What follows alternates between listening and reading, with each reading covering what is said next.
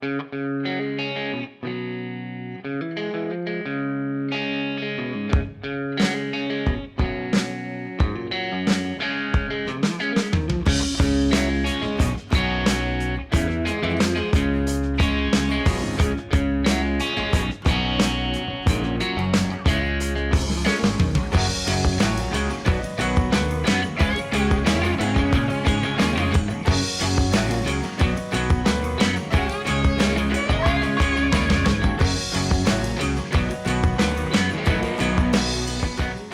evening, folks.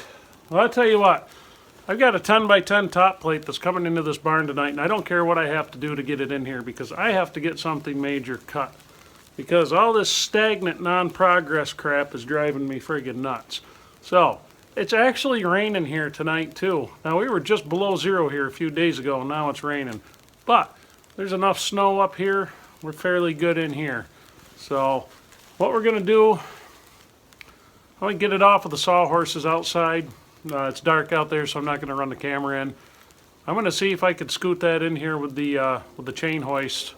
I've got a 20-foot chain hoist there dangling. We'll see if we can get it in here. I've got to get it on the sawmill. We have to cut some long scarps in it, so got to get some progress. Next thing I'm going to be doing after that, it won't be tonight, but I'm going to get some logs in here no matter what it takes. I've got this old 180 in the way. Wintertime is a bastard with this. I no sooner get the tire fixed on it, go to plug it in, and now the block heater's shot, so I can't even heat it up. And if I can't heat that tractor up, it's not going to start. Fortunately, though, for me, I have the little tractors running beautifully. We just scraped the driveway down quick with it. Lighting was terrible out there, but I just show you guys the 3-point hitch repair. So. Anyway, we're going to get after it. I'm going to see if I can get it in. Going to be a lot of grunting, a lot of cussing, and a lot of crying tonight. Maybe. We'll see how it goes. With all this snow on the ground, it might slide pretty easily. You never know. So stay tuned. I'll catch you on the other side of it all.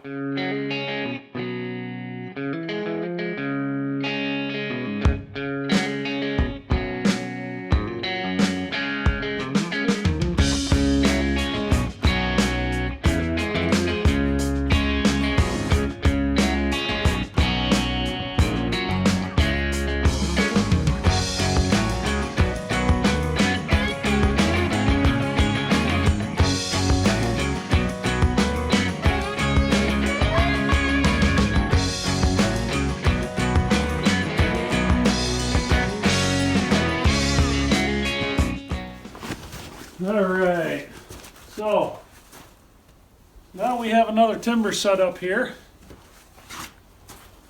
You can find one, there it is, way the hell over there. So organized, you know. My framing square all the way over here.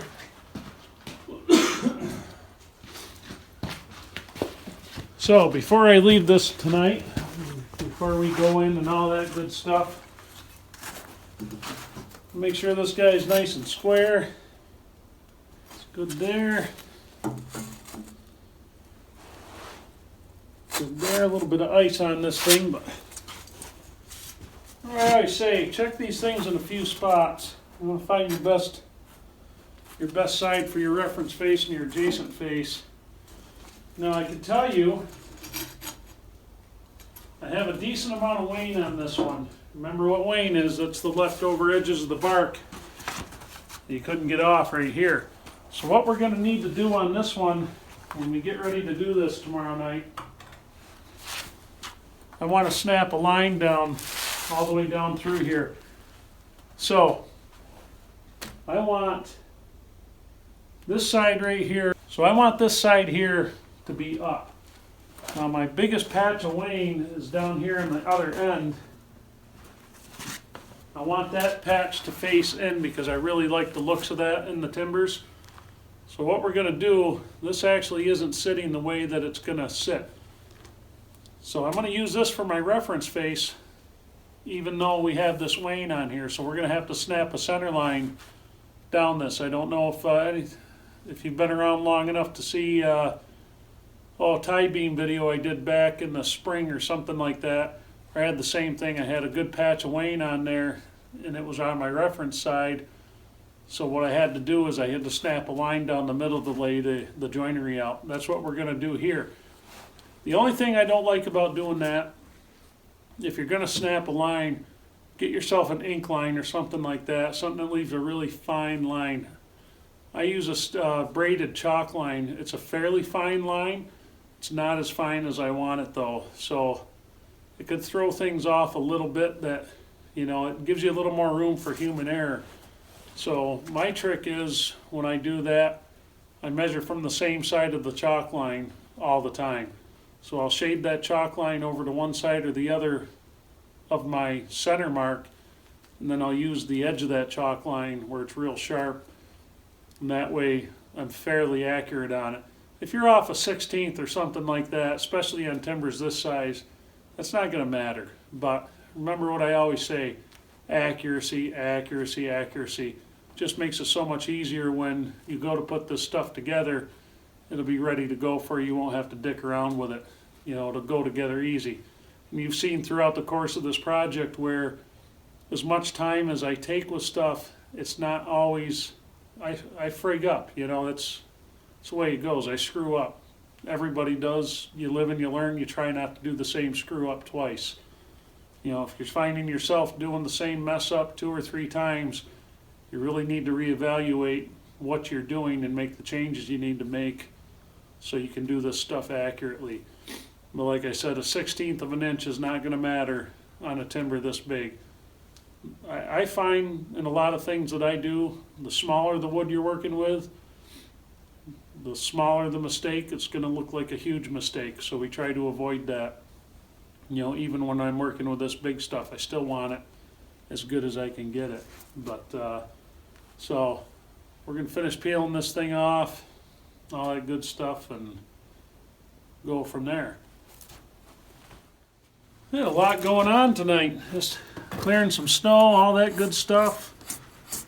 A little bit of wane on this one. I did not get the a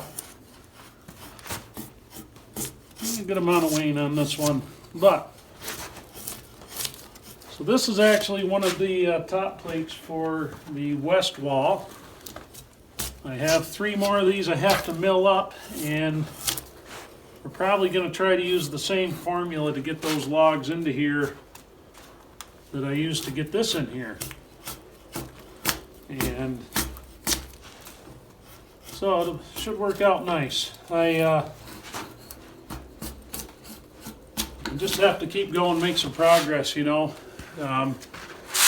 This thing's been sitting out on the sawhorses for a while since, well, we milled this quite a while ago, but the problem I have is that big tractor, now I got to get a heater in it, and that means draining the antifreeze, all that good stuff, getting the old block heater out of it. It's one that goes right in the side of the block, and those work quite a bit. I do have good luck with the I have real good luck with the heaters, the inline heaters that go in the radiator hose. What they do, they make everything, makes it hot enough so it actually opens up the thermostat on your tractor, and it heats the whole radiator also. So those I like quite a bit. But that little 40 horse tractor, that's my little workhorse. That thing has served me well for a lot of years now, and I do a lot with it. I mean, I've mowed hay with it. It's a little small for it, but I've done that, you know, if I have problems with bigger machines. Unfortunately, we all can't be on the Wrangler Star Tractor program, which, don't get me wrong, shit, if anybody wants to send me a tractor, you have at it. I have nothing against it. No.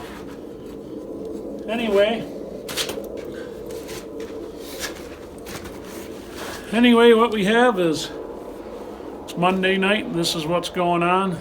So tomorrow night I'm hoping we can get out here and maybe get the joinery cut in this thing, get this ready to go up. Well, I think once we get the joinery cut, we'll get it up on the second floor, probably get it set. I think in Oh shoot, I'm thinking I want to get one of the queen post setups put together and stood up because I kind of want to see how that's all going to line out and fit. And then that way too I can get a good template for my rafters, because I'm good at figuring this stuff out. I've never been good at figuring out rafters, so I cheat my ass off. I hold them in place and trace stuff out, make a template. That's going to be the only template you will see on this project is for the rafters. So anyway, folks, thanks for watching. I'll catch you on tomorrow night's video.